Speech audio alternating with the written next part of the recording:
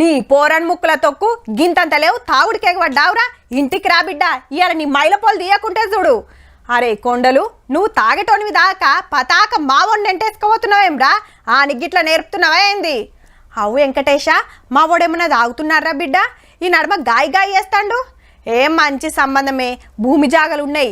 పిల్లగాడు పట్నంలో సాఫ్ట్వేర్ కొలువు చేస్తాడు, కానీ బీరు తాగుతాడని తెలిసి మా బిడ్డ వద్దంటుందిరా.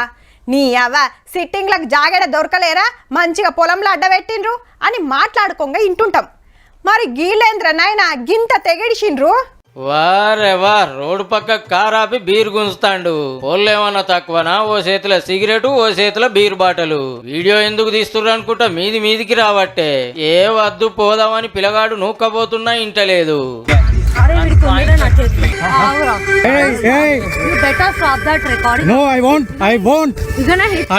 ఇంతకిదే యాళ్ళకనుకుంటాన్రు. పొద్దుగాల 7 గంటలకు అందరు ఛాయలు తప్పరిచ్చే టైంకు హైదరాబాద్ నాగోల్ ఏరియా ఫతుల్లగూడ కాడ కార్ల పాటలు పెట్టుకొని తాగుతుంటే రోడ్ల మీద గివ్వేం కథలు వెళ్ళిపోర్రు అన్నారు వాకింగ్ చేసేటోళ్ళు.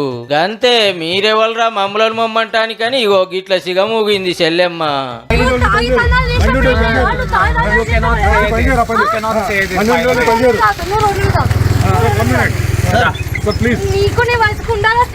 మనిషోది కరుచుకునే వరకు కార్ రివర్స్ తీసి ఈడాపి మళ్ళా దిగి గదేలోల్లి.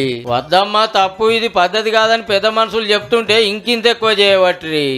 నమస్తే, చాలా ఎడ్యుకేట్ చదువుకున్న వాళ్ళు మీరు. మేము రెగ్యులర్ గా వాకింగ్ చేస్తాం కానీ ఇట్లాంటిది ఎప్పుడు చూడలేదు.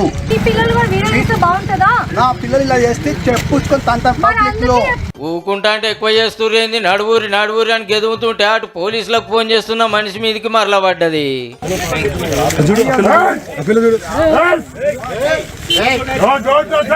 ఇక లాభం లేదని అందరు రౌండ్ అప్ చేసి కార్లకు నూకంగానే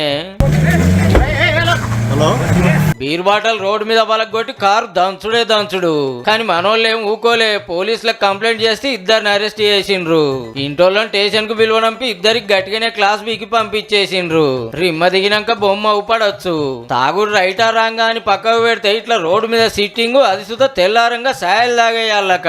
మీరు చేసే దేడి దిమాగ్ పనులకు 4 ఇట్లా మీ ఇంటోళ్ళకు నాదాని అనిపించబట్టే. ఏం పోరలో ఏమో గిట్ల తయారై పాడైతుండ్రు. నా పిల్లలు ఇలా చేస్తే చెప్పుకొని పబ్లిక్ లో